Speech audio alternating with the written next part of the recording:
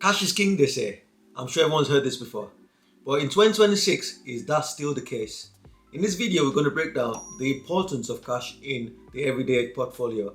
In addition to that, we're going to look at whether or not you need to hold some cash, the amount of cash you should hold, where you should hold it, and I'm going to go through my own personal strategy, how I manage cash within my overall portfolio. If you're new here, it's Roadman Investor. Make sure you like, make sure you subscribe, make sure you share with everyone. And don't forget, this is not financial advice. Anything you hear from me is purely for educational purposes only. If you need to make any financial decisions or you want to make some investments yourself, make sure you reach out to a professional and do some research for yourself.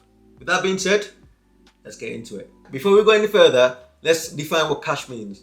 In this context, cash refers to both physical currencies, so we're talking about the £50 note, the £10 note, and the pens that you have in your pocket, but also money that you have readily available access to.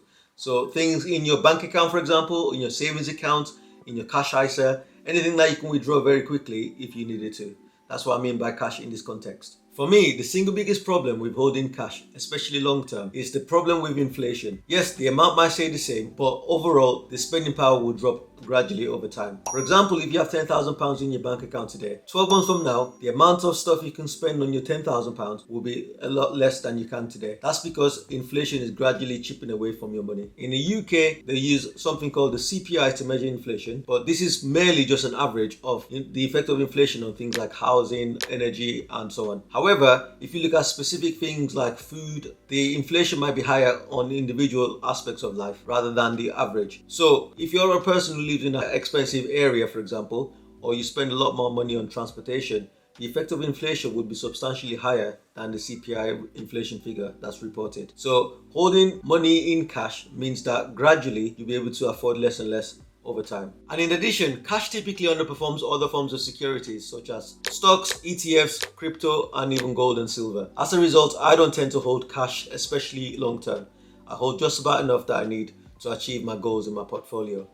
The question then is, how much cash do I hold? I hold various amounts of cash for various reasons. The number one reason I hold cash is for my emergency funds. My emergency funds is the foundation of my investing portfolio. With this, I've got peace of mind of knowing that should anything happen, I've got money to fall back on. For example, if I'm unable to work or generate income, that money is there exactly for that. The emergency fund is 12 months of my expenses and is held in my cash ISA. That's because it's got good rates, it's secure, and I have that peace of mind of knowing that it's not exposed to the market. The second reason I hold cash is for what I call a buffer zone. My buffer zone is roughly around 3 months worth of income. Remember, this is income rather than expenses. This means that I've got protection should the market crash or should there be a downturn.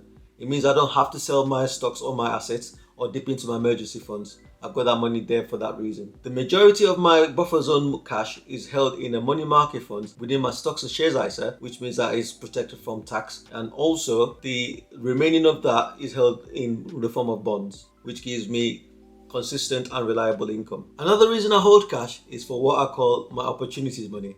This is money that I use as the offensive rather than the defensive. This is for when there's a crash in the market or I find assets that are very well priced, I can take advantage and buy them lower than they normally go for. So when the market recovers, I'm able to take good profits from this. So this is money that makes me more money rather than money that protects me from things going badly wrong. I also hold some cash whenever I need to save for something specifically.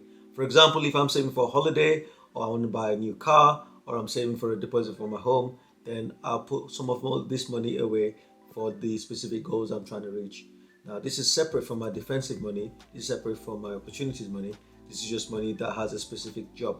And I tend to put this in a high yield savings account because I want to maximize return on that. So, as you can see, cash plays a massive role in my investing portfolio. In fact, it's the foundation on which everything else is built upon. It gives me the opportunity to go after more money. It protects me. It allows me to sleep well at night. And it means that I'm also more disciplined. Now, to answer the original question, is cash still king in this day and age? I can honestly say it's not king for my portfolio, but it might be king for yours. Leave a comment below, let me know, is cash king of your portfolio?